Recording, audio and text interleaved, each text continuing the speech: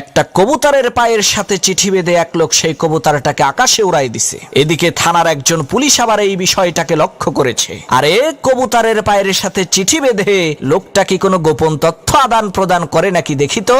সেই পুলিশ গুলি করে সেই কবুতরটাকে আকাশ থেকে নামিয়ে কবুতরের পা থেকে চিঠিটা হাতে নিয়ে খুলে দেখে চিঠিতে লেখা আছে, আল্লাহ, আমি খুবই গরিব, অসহায়, ঋণে জর্জরিত একজন মানুষ। আমার 1 লক্ষ টাকা দরকার। তুমি আমাকে 1 লক্ষ টাকা দাও।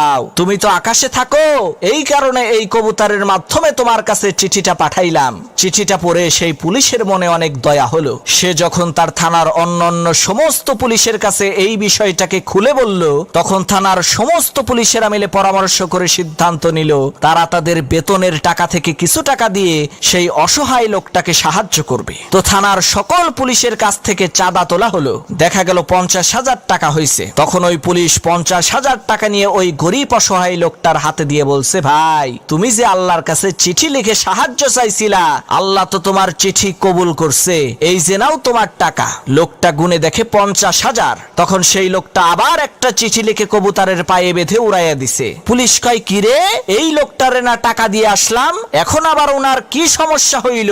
তখন সেই পুলিশ উড়ে যাওয়া ওই কবুতরটাকে গুলি করে নামিয়ে চিঠিটা খুলে দেখে তাতে লেখা আছে, আল্লাহ, তুমি টাকা দিছো ভালো কথা, কিন্তু তুমি পুলিশের হাত দিয়ে দিতে গেছো কেন?